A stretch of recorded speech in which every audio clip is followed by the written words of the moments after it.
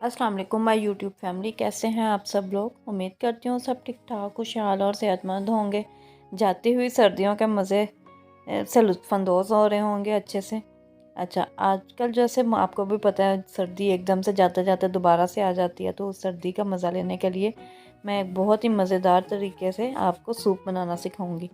Soup के लिए मैंने क्या किया, मैंने 1 चम्मच ऑयल का लिया है। उसमें मैंने चिकन जो है, ये चिकन चंक्स मेरे पास पड़े हुए थे, वो मैंने इसमें ऐड कर दिए। फ्रीज़ किए हुए थे, झटपट से बनाना था, इसलिए मैंने जल्दी जल्दी में निकाल के उसी तरह से इसमें डाल दिया ताकि मैं भून लूँगी। साथ ही मैंने 1 चम्मच जो है इसमें ज़ीरा डाल दिया, साबुत ज़ीरा मैंने डाला है सफ़ेद।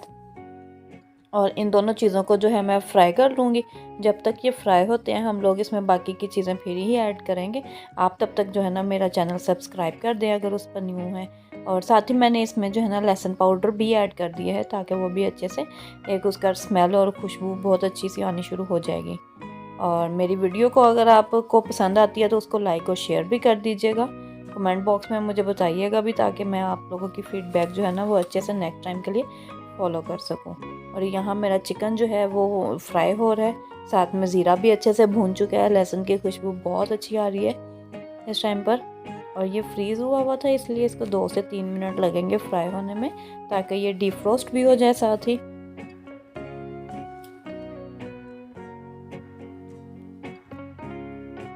जब ये अच्छे से डिफ्रोस्ट हो चुका है तो मैंने क्या किया, मैंने इसमें गाजरें जो हैं वो तकरीबन 1 कप कद्दूकश की हुई जो थी मेरे पास, मैंने वो इसमें ऐड कर दी हैं।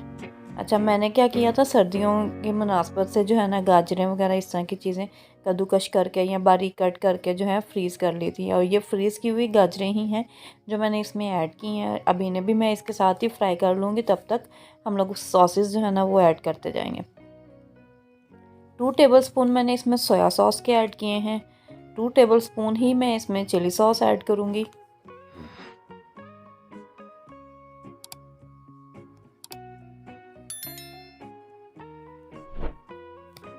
और 1 टेबलस्पून जो है वो मैं इसमें सिरका ऐड करूँगी, यानी कि विनेगर। अगर आपके पास विनेगर मौजूद ना हो तो आप इसमें लेमन जूस ऐड कर लें 1 टेबलस्पून जो है, तो उससे भी बहुत अच्छा एक इसका जो है ना टेस्ट आ जाएगा।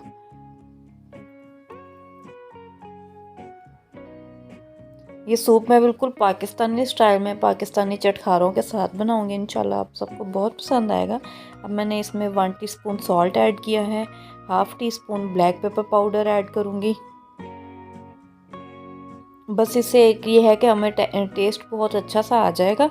और इन स्पाइसेस को हम लोगों ने बहुत ज़्यादा तीखापन नहीं इसमें ऐड करना था।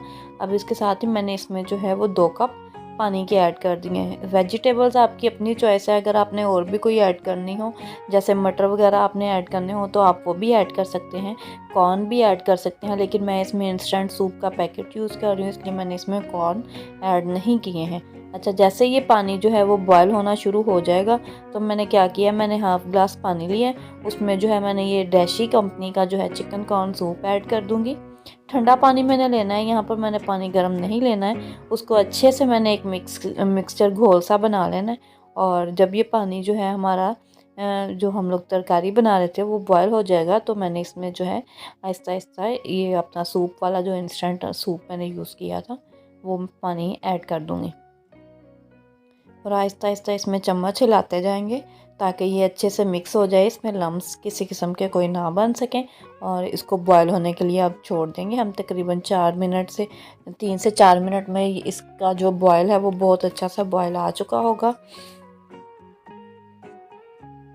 और इसके साथ ही मैंने जो है इसमें कॉर्नफ्लोर तकरीबन 1 टेबलस्पून भर के जो है ना वो मैंने कॉर्नफ्लोर का ऐड कर दिया है।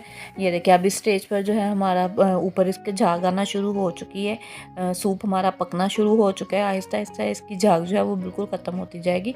हाफ़ ग्लास पानी में ही मैंने 1 टेबल स्पून कॉर्नफ्लोर ऐड करके मिक्स किया था, वो मैंने अब ऐड कर दिया है इसमें। और इसको अच्छे से मिक्स कर लेंगे। जैसे ही आप देखेंगे इसमें झाग आना बंद हो रही है, अब मैंने क्या किया, एक एग लिया है, एग को मैंने अच्छे से बीट कर लिया और उस एग को जो है वो मैं अब सूप में ऐड करती जाऊँगी। और ये मैंने किस तरह से ऐड करना है, ये देखिए मैंने सर्कल मोशन में जो है पूरा एग जो है वो सूप में स्प्रेड कर दिया। और मैं गिन के जो है 5 सेकंड के लिए रुकूंगी, 1 2 3 4 5। और 5 सेकंड के बाद जो है मैं इसमें चम्मच हिलाऊंगी। 5 सेकंड से पहले अगर मैं चम्मच हिलाऊंगी तो एग से जो है वो अच्छे वाले लम्प्स जो है ना वो इसमें नहीं आएंगे। और इस तरह से ये देखें अब बहुत अच्छे से ये आना शुरू हो चुके हैं। इसके साथ ही मैंने अब क्या किया, मैंने एक हैंड बीटर लिया है, इस तरह से आपके पास मौजूद होगा, हर घर में होता है। तो उसके साथ इसको इस तरह से हम लोग फेंट लेंगे तकरीबन 2 से 3 मिनट के लिए।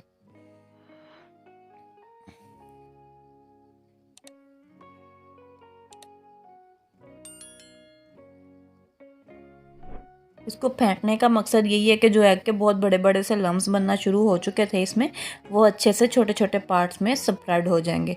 और ये देखें अब कितना अच्छा सा इसका टेक्सचर आ चुका है। इसमें थोड़ा सा हम लोग फ्रेश धनिया डाल देंगे। मैंने धनिया कट करके नहीं डाला, बल्कि पत्ते पत्ते जो हैं वो इसमें ऐड किए हैं, टहनियाँ उसकी ऐड नहीं की हैं मैंने धनिए की। और इस तरह से हम लोगों ने थोड़ा सा ऐड करके इससे बहुत अच्छी खुशबू और बहुत अच्छा सा कलर आ जाएगा हमारे सूप में।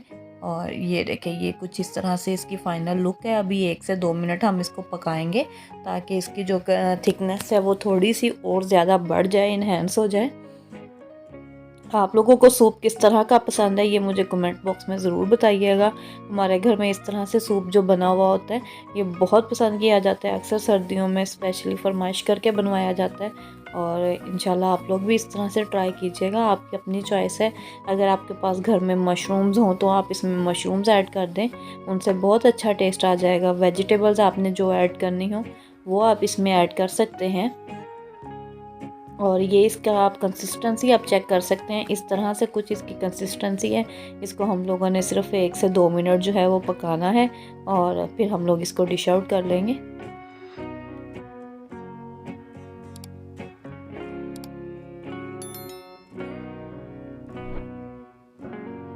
ये देखें हम लोगों ने फाइनल डिश आउट जो है वो अपना सूप कर लिया है।